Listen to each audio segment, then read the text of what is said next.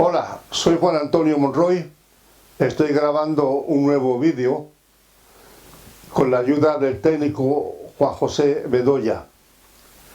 Coincidiendo con las fechas que estamos viviendo, he escrito conferencias sobre la última semana que Cristo pasó en la tierra. La semana de la Pasión es conocida por los evangelios en la segunda parte de la Biblia. Aún estando en la cruz, Jesús continuó hablando.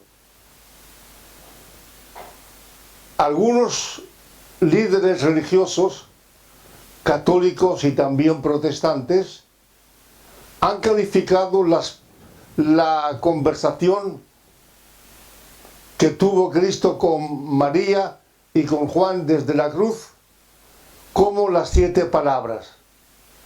Algunos le llaman el sermón de las 7 palabras. En realidad, ni fue un sermón, ni fueron 7 palabras. Fueron 7 frases que no constituían un sermón. Un acercamiento del Hijo al Padre y una conversación directa con María, la Madre, y también con el discípulo Juan. No fueron 7 palabras, fueron 7 frases. En mi último vídeo he comentado las 3 primeras frases. Hoy voy a continuar con la 4ª. Te leo Mateo capítulo 27, dice: desde la hora de sexta hubo tinieblas sobre toda la tierra hasta la hora 9. Cerca de la hora 9, Jesús clamó a gran voz diciendo: Elí, Elí, lama sabactani. Esto es: Dios mío, ¿por qué me has desamparado? En este texto yo quiero destacar la potencia de voz que tenía Cristo.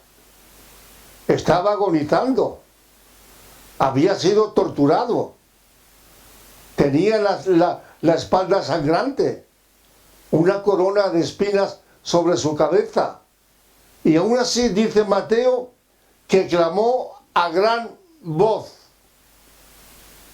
Increíble. Millones de personas andan espiritualmente errantes como el judío de la leyenda sin amparo divino.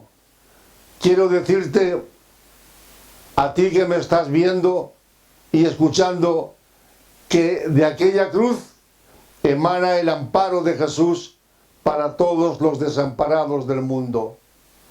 Durante 3 horas, desde las 12 a las 3 de la tarde, los evangelistas dicen que hubo tinieblas sobre toda la tierra. Se ha discutido mucho si estas tinieblas cubrieron toda la tierra o solamente el territorio judío, donde estaba teniendo lugar la crucifixión.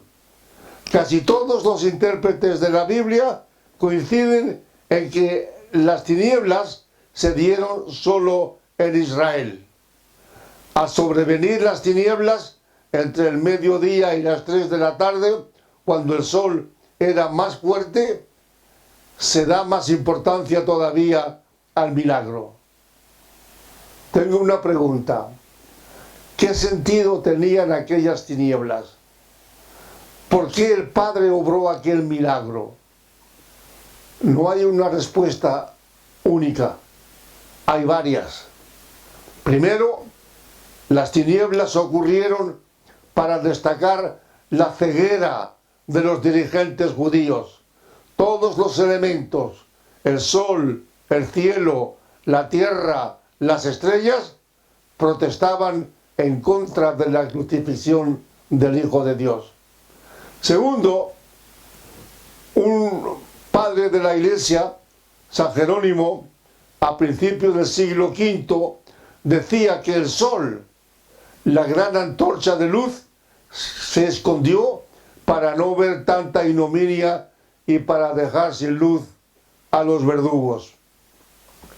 En tercer lugar, intérpretes modernos afirman que las 3 horas de tinieblas fueron una manifestación de la ira de Dios. El profeta Joel anunció este prodigio unos 600 años antes de que tuviera lugar. Dice en el capítulo 2, delante de él temblará la tierra, se estremecerán los cielos, el sol y la luna se oscurecerán, y las estrellas retraerán su resplandor. Añade, y daré prodigios en el cielo y en la tierra, sangre y fuego y columnas de humo.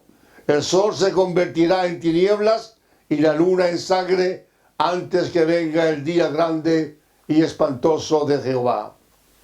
En cuarto lugar, quiero decirte que aquellas tinieblas que oscurecieron la tierra de Israel durante 3 horas confirmaron la divinidad de Cristo, que aquel crucificado era realmente Dios. Muchos de los que presenciaban el espectáculo de la crucifixión le injuriaban diciendo, si eres hijo de Dios, desciende de la cruz. Después de las tinieblas, el centurión romano que mandaba a los soldados hizo esta confesión, verdaderamente este era hijo de Dios. Era y es. William James, el gran escritor norteamericano del siglo pasado, tiene un libro que se llama La experiencia religiosa y dice, cuidado con sus palabras, dice que el cielo siempre es tinieblas para la persona que no cree. ¿Será el cielo tinieblas para ti? ¿O lo tienes esclarecido? No tendrás temor después de la muerte. ¿Sabes dónde vas? Si tú crees, sí. Pero para los que no creen, decía este gran autor norteamericano que el cielo siempre es tinieblas. De Cristo podemos decir lo que Zacarías dijo de Juan el Bautista. Él vino para dar la luz a los que habitaban en tinieblas. El grito aquel expresado por Jesús invocando la sed que sentía en aquellos momentos tiene también un alcance teológico. Es otro tema independientemente de las tinieblas. El apóstol Juan explica que Jesús era plenamente consciente de todas las profecías del Antiguo Testamento que hablaban acerca de su persona y de la obra que tendría que cumplir. Estas palabras del apóstol evocan en el texto del 13:1 en su mismo evangelio. Me refiero al apóstol Juan.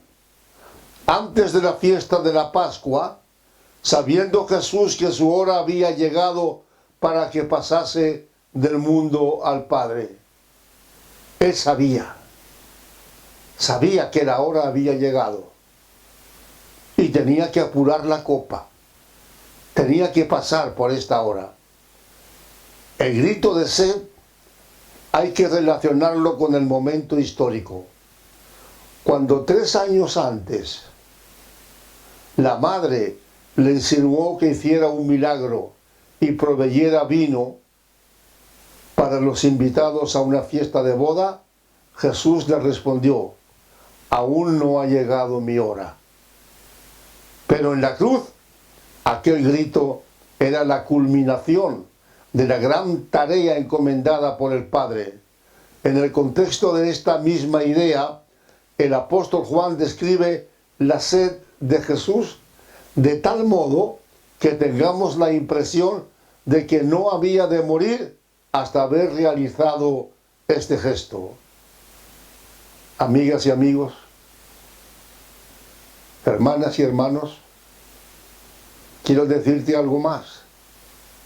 Con aquella sed que él sintió, Cristo estaba dando respuesta a lo que había sido escrito de él en el Antiguo Testamento. ¿De qué escrito se habla aquí? No de un texto concreto, sino de todo lo que el Antiguo Testamento profetiza acerca de Cristo.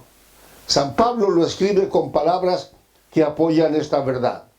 San Pablo dice: porque primeramente os he enseñado lo que asimismo recibí, que Cristo murió por nuestros pecados conforme a la Escritura.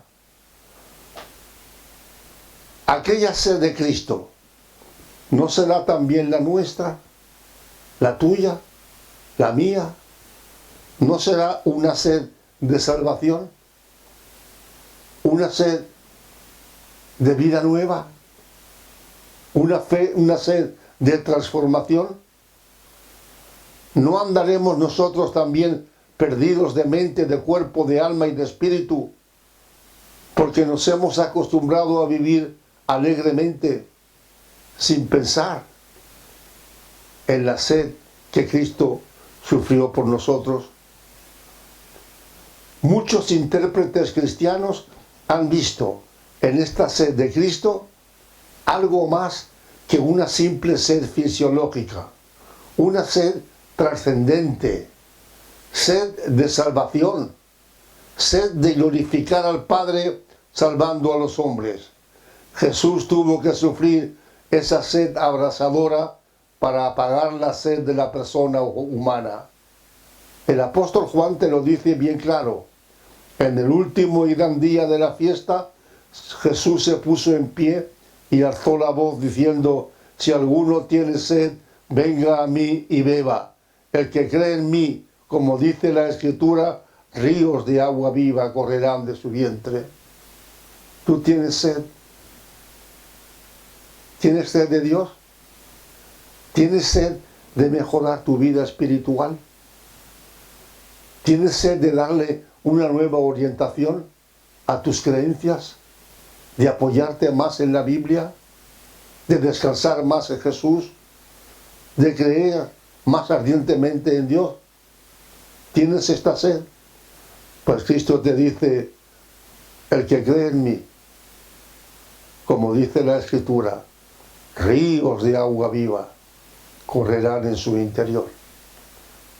Es decir, que Cristo, entiéndelo bien, en esta época tan conflictiva que estamos viviendo, especialmente con tantos dolores que estamos sufriendo con esta epidemia de coronavirus, el único que puede apagar la sed de tus sufrimientos es Cristo. Cristo tiene un agua viva, un agua de eternidad. Llego a la sexta palabra. Después de haber dicho tengo sed, Jesús añade: estaba allí una vasija llena de vinagre. Entonces ellos, es decir, los soldados, empaparon en vinagre una esponja y poniéndola en un hisopo, se la acercaron a la boca. Cuando Jesús tomó el vinagre, dijo: consumado es. Y habiendo inclinado la cabeza, entregó el Espíritu. Aquella salvación que perdimos en el paraíso a causa de Adán y Eva es recobrada hoy día por Cristo en la cruz. Los soldados romanos, para que entiendas mejor esta frase de San Juan, los soldados romanos tornaban frecuentemente un refresco compuesto de vinagre y de agua. Se los turnaban entre ellos y lo bebían. Generalmente el líquido contenía mucho vinagre. Los que estaban al pie de la cruz tenían varias vasijas con este líquido. Uno de los soldados empapó una esponja que posiblemente tenía a mano para limpiarse la sangre, la puso en una caña y se la acercó a los labios de Jesús. El que el soldado romano ofreciera a Cristo la esponja no llevaba ninguna mala intención. Es posible que lo hiciera para ofrecerle un alivio, Pero sin pretenderlo, el hombre, que era pagano, no era judío, estaba cumpliendo el Salmo 69, donde leemos: me pusieron además hiel por comida, y en mi sed me dieron a beber vinagre. Esto se escribió casi 1000 años antes de que los soldados cumplieran esta profecía sin saberlo. ¿Qué significado tenían aquellas dos palabras de Cristo cuando dice consumado es? Te lo explico. Para explicártelo, tengo que subir hasta Génesis capítulo 3 y a Malaquías capítulo 2. A lo largo de 1600 años, los autores del Viejo Testamento profetizaron acerca de Cristo. Ellos mismos no lo sabían. Había una mente poderosa e invisible detrás de la Escritura. La mente del Padre, la mente de Dios. Es una prueba más de que la Biblia es palabra inspirada por Dios. Cierto que Dios utilizó para comunicarse a seres humanos, a escritores, a hombres que le adoraban en distintos cultos.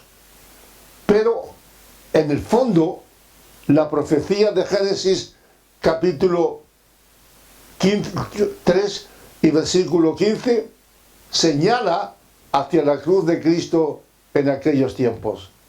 El apóstol Pedro lo dice mejor que yo. Lo dice con una claridad impresionante. Te leo: los profetas que profetizaron de la gracia destinada a vosotros, inquirieron y diligentemente indagaron acerca de esta salvación, escudriñando qué persona y qué tiempo indicaba el Espíritu de Cristo que estaba en ellos, el cual anunciaba de antemano los sufrimientos de Cristo y las glorias que vendrían tras ellos. Curioso, tengo que seguir leyendo, pero es que se me ha ocurrido comentar este párrafo. El Espíritu de Cristo estaba en ellos. ¿Y quiénes eran ellos? Todos los profetas del Viejo Testamento, todos los escritores, desde Génesis hasta Malaquías, escribieron acerca de Cristo. Y sigue diciendo Pedro: anunciaron de antemano los sufrimientos de Cristo y las glorias que vendrían después de ellos. Esto se les reveló que no para sí mismos, sino para nosotros, es decir, para ti, para mí. Administraban las cosas que ahora os son anunciadas por los que os han predicado el Evangelio por el Espíritu Santo enviado desde el cielo, cosas en las cuales anhelan mirar los ángeles. Es decir, que todas las profecías bíblicas acerca de la semana de pasión que vivió Jesucristo ya está en la primera parte de la Biblia. Y esto te confirma una vez más que la Biblia que tú llevas el domingo al culto, la Biblia que lees, es auténtica palabra de Dios, revelada por Dios para nuestra edificación y crecimiento espiritual. Sigue Mateo en el capítulo 5. Mateo dice que en una ocasión Cristo le dijo a los judíos: no penséis que he venido para abrogar la ley o los profetas. No he venido para abrogar, sino para cumplir. Aquí están, hermanas y amigos, los dos grandes pilares de la religión judía: la ley y los profetas. Cristo cumplió en su vida todo lo que de él escribieron los profetas. Cristo no invalidó la ley, no la destruyó, la cumplió igualmente. Murió, ¿de qué manera murió? En 3 horas, antes de que empezara la Pascua judía. Él era el Cordero Pascual. Estaba escrito que tenía que morir entonces, en aquella fecha. Era el Cordero dispuesto por el Padre para que llevara sobre sí los pecados del mundo. ¡Qué frase tan bonita! Estas sí que son 2 palabras. Consumado es. ¿Qué es lo que estaba consumado? Primero, consumadas las profecías, consumada la ley, consumada quedó la voluntad del Padre, consumada quedó la misión de Cristo en la tierra, consumada quedó la redención del género humano. Un obispo, Fulton Sheen, de origen chino, muy conocido, escribió unas palabras que voy a leerte. Te las voy a leer porque me gustaron mucho cuando yo las leí por primera vez. Dice este hombre: aquella exclamación de Cristo, consumado es, abría al hombre el camino de la eternidad, como dice la Biblia en la epístola a los Hebreos. Jesús se ofreció a sí mismo en una ofrenda para satisfacer la justicia divina y para reconciliarnos con Dios. Jesús dijo: consumado es. Y habiendo inclinado la cabeza, entregó el Espíritu. Entonces ocurrió un nuevo milagro. El velo del templo se rasgó en 2, de arriba a abajo. Consumado es. Consumada es. La maldición del pecado había sido consumada y entraba en una nueva dimensión. Las demandas de la ley ya habían sido satisfechas. La maldición del pecado se llevó a cabo para que todos nosotros tuviéramos acceso a Cristo. El camino quedó abierto. Tú no puedes hacer nada más. Ahora mismo, si quieres salvar tu alma, tienes que aceptar lo que Cristo dijo de la cruz. Que todas tus posibilidades para salvarte, para entrar a la eternidad, ya estaban consumadas. Y lo único que puedes hacer es aceptar esta consumación, entregar tu vida a Cristo, dedicarte a Él, darle las gracias por su muerte en la cruz, que fue la vida tuya. Termino con la 7ª palabra. Se encuentra en Lucas 23. Te la leo, que no es una palabra, como ya te he repetido, son muchas palabras. Cada frase son muchas palabras. Y la última dice: entonces Jesús, clamando a gran voz, otra vez la voz, dijo: Padre, en tus manos encomiendo mi espíritu. Y habiendo dicho esto, expiró. La última frase pronunciada por Cristo en la cruz es un grito de victoria contra la muerte.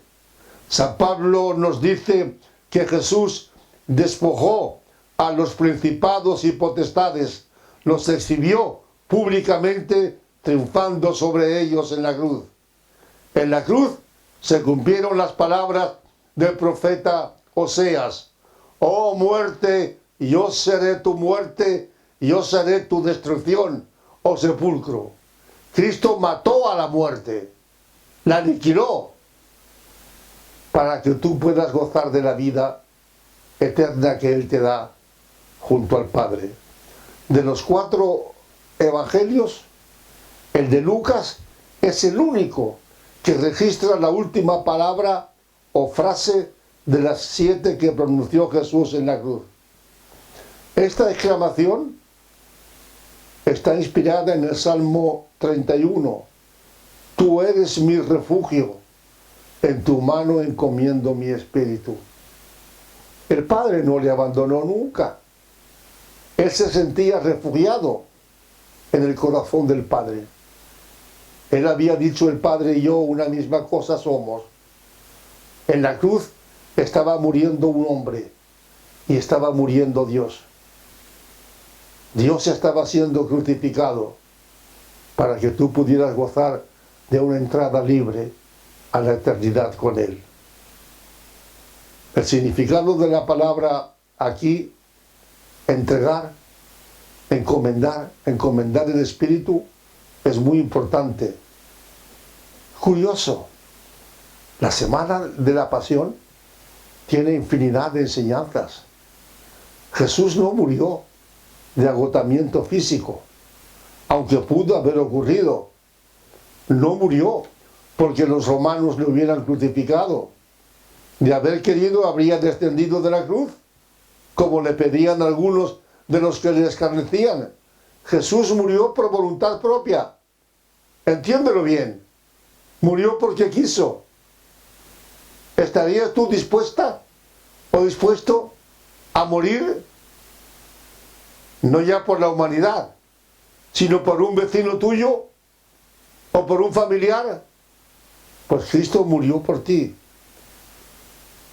Espíritu aquí es sinónimo de vida. Cuando Jesús dice, en tus manos encomiendo mi espíritu, está diciéndole al Padre, en tus manos encomiendo mi vida. Y no le quitaron la vida a Él. Te lo he dicho antes, Él la entregó voluntariamente. Se cumplió aquí otra profecía, la de Isaías, en el capítulo 53 de su libro. Derramó su vida hasta la muerte, y muerte de cruz. Por eso me ama el Padre, según está escrito en San Juan capítulo 10, porque yo pongo mi vida para volverla a tomar. Sabía Cristo que iba a resucitar. Lo sabía desde la cruz. Pongo mi vida para volverla a tomar. Nadie me la quita, ni Pilato, ni los soldados. Nadie me la quita, sino que yo de mí mismo la pongo. Tengo poder para ponerla. Tengo poder para volverla a tomar. Este mandamiento recibí de mi Padre. Aquella entrega del Espíritu fue el mejor comentario a sus palabras anteriores. Lo que se entrega es voluntario. No es voluntario lo que no se entrega. Lo que se entrega sí. Es un dador. Si con su vida Cristo nos enseñó a vivir, con su muerte Cristo nos enseñó a morir. La muerte de Cristo nos confirma tres grandes verdades de la esperanza cristiana. Primera, hay un Padre. Dios no es un invento absolutamente de nadie, porque Él se dirige al Padre, se dirige a Dios. Luego tenemos un Padre. La segunda lección, hay un más allá. Tú sabrás que en el antiguo lema de España, en el escudo, era non plus ultra, nada más allá. Cuando Colón regresó a España después de su primer viaje y demostró que había un más allá, que había otro continente, el escudo de España le quitaron la palabra non y quedó en nada. Y le quitaron la nada. Nada más allá, hay un plus ultra. Nada más allá. Nada más allá de la tierra. Nada más allá de la tumba. Nada más allá del nicho. Nada más allá del crematorio. Hay un más allá. Hay un Padre que nos aguarda. Además, esta frase de Jesús nos dice que somos inmortales. Nos dice que la vida no termina en la tumba, que hay otra vida después de la muerte. Te cuento un hecho histórico. El día 2 de julio de 1961, por cierto, yo estaba en Inglaterra, en Londres, estudiando periodismo. El 2 de julio de 1961 se suicidó a los 62 años uno de los novelistas más grandes de este siglo, el norteamericano Ernesto Hemingway. Con una escopeta de caza se pegó un tiro en la boca. Fue enterrado 4 días después, el 6 de julio, en un pequeño cementerio cercano a las montañas de Sun Valley, en Idaho. El pastor que ofició en la ceremonia dijo: Dios, concédele a tu siervo Ernesto el perdón de los pecados. Aquel pastor andaba equivocado. Dios no podía concederle a Hemingway, a nadie, absolutamente a nadie, el perdón de los pecados después de la muerte. El perdón de los pecados se concede cuando uno está en vida. Después de que tú mueras, ya pueden decirte misas durante millones de años, día y noche, que tu cuerpo no sale del lugar, ni tu alma tampoco del lugar donde Dios los tenga destinados. Es ahora, cuando estás viva, cuando estás vivo.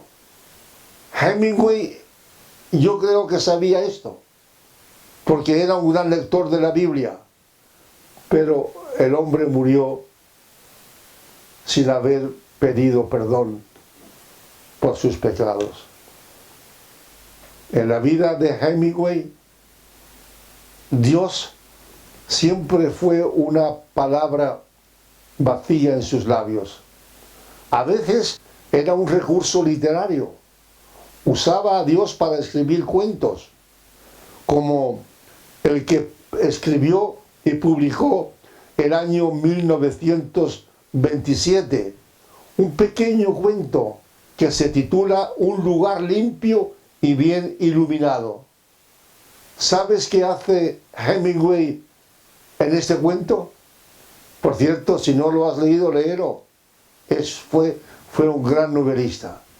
Pero en este cuento, él escribe de nuevo el Padre Nuestro, pero lo escribe a su manera. Lo escribe desde el punto de vista de un ateo, de una persona que no cree. Te leo parte del cuento. Nada nuestra que estás en la nada. Nada sea tu nombre. Venga a nosotros tu nada en la nada, así como la nada. Danos hoy la nada de cada día y perdona nuestras nadas, así como nosotros perdonamos nuestras nadas, pues gracias de nada.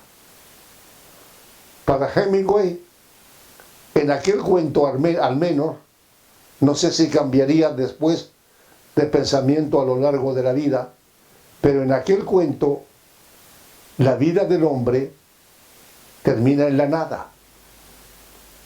Puede que la suya terminara en la nada, pero ¿terminará la tuya en la nada? ¿Terminará la tuya en un cementerio? Allí quedarán tus huesos y no habrá nada después de la muerte, nada de nada. Mira y escucha las dos cosas.